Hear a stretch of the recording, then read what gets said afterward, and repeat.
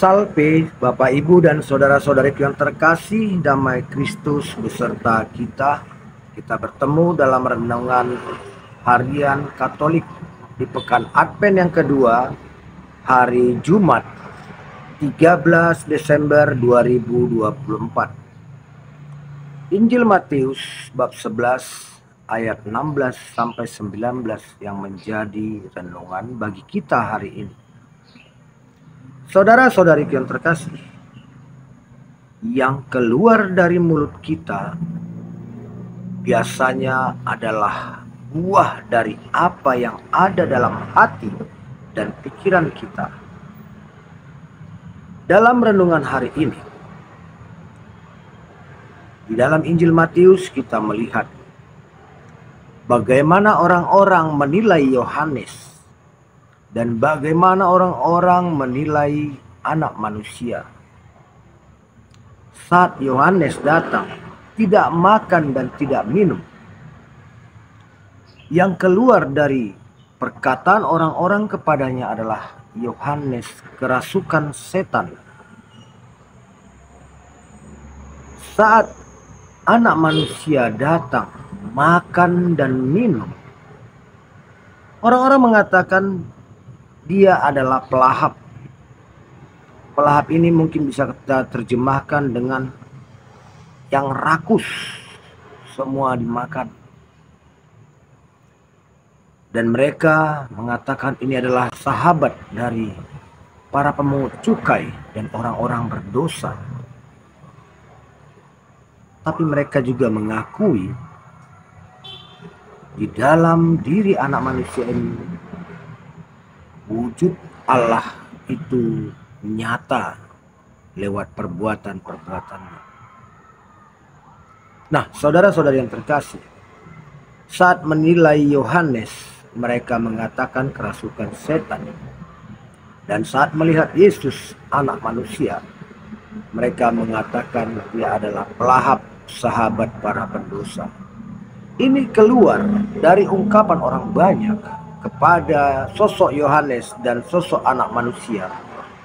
Tak lain karena dalam benak mereka, dalam hati dan pikiran mereka masih dikuasai oleh kebencian, dikuasai oleh kejahatan, sehingga yang keluar dari penilaian mereka selalu negatif, selalu menunjukkan rasa benci. Sisi positif sulit muncul dari diri mereka. Nah, saudara-saudari yang terkasih, kita sebagai umat Allah di masa Advent ini, kita tahu Yohanes Pembaptis datang untuk mempersiapkan jalan bagi Tuhan, mempersiapkan kita agar kita siap menyongsong kedatangan Tuhan.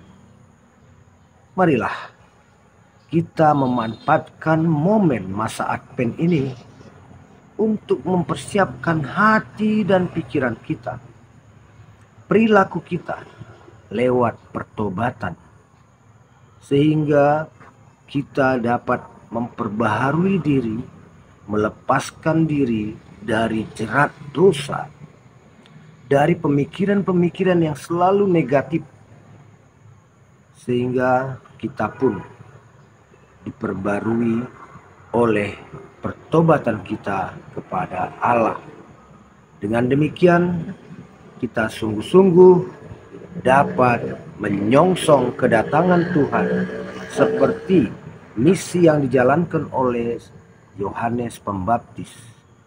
Dia akan menimbun segala lembah, meratakan segala bukit dan gunung, dan meluruskan yang berkelok-kelok.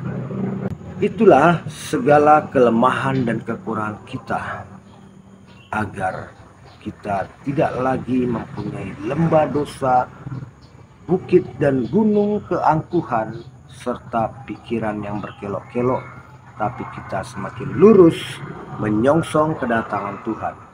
Momen masa Advent inilah kita diarahkan untuk secara khusus bertobat, menyongsong kedatangan Tuhan.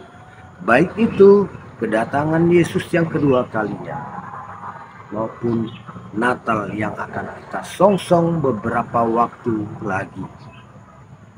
Kita manfaatkan masa Advent ini. Jangan sampai kita terlena dengan hura-hura, dengan pesta pora, dan kita melalaikan masa tobat yang disediakan gereja bagi kita.